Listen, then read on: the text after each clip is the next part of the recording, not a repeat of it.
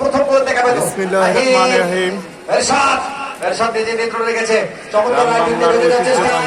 হয় বোধা মাহে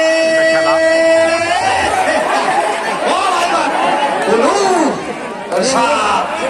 এরশাদের জন্য চমৎকার একটা ট্যাকল। কোনো বিপদ হয়নি, কিন্তু খেলায় এ ধরনের ফিজিক্যাল হতেই পারে। খেলা তিনি কিন্তু চালিয়ে যাওয়ার নির্দেশ দিয়েছে। মনে হয় বলু এবং এরশাদ চমৎকার একটা আক্রমণ, তারা চালিয়ে চলে গেছে কারখানা। এরাও আসছে খেলা দেখতে।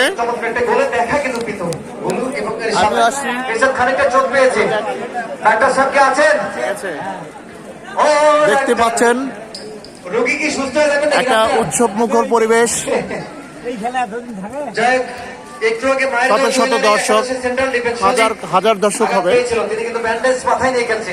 এবার এত দর্শক আমরা এই এক দশকের মধ্যে আর আমরা দেখিনি। ফুটবল যে একটা বাংলাদেশের জনপ্রিয় খেলা তারই সাক্ষ্য বহন করে। এই ধরনের ট্যাকেল হতেই পারে। আবার ফিরে উঠতে হবে। উঠো বাচ্চা উঠো, লড়াই হবে শেয়ানে শেয়ানে।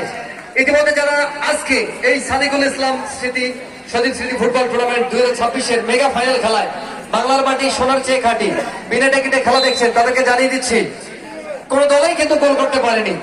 লাল জার্সি পরে খেলছে মায়ের দেওয়া জুয়েলারি কারখানা লালমনিরহাট সদর, তারা শূন্য। অপরপক্ষে মাইন মিশন সারাসাত সাদা জার্সি পরে খেলছে, তারা কিন্তু শূন্য।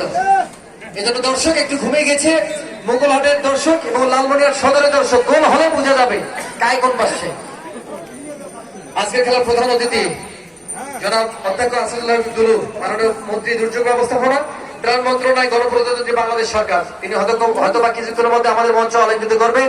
আমরা মোগলহাটবাসী তাদেরকে সাধুবাদ জানাবো, করতালি দিয়ে অভ্যর্থনা জানাবো। অনেক ব্যস্ততার মাঝে তিনি কিন্তু আমাদের মাঝে আজকে আসবেন, এটা আমাদের জন্য পরম পাওয়া। সেই সাথে এই টুর্নামেন্টে যারা আয়োজন করেছে পরিচালনা কমিটি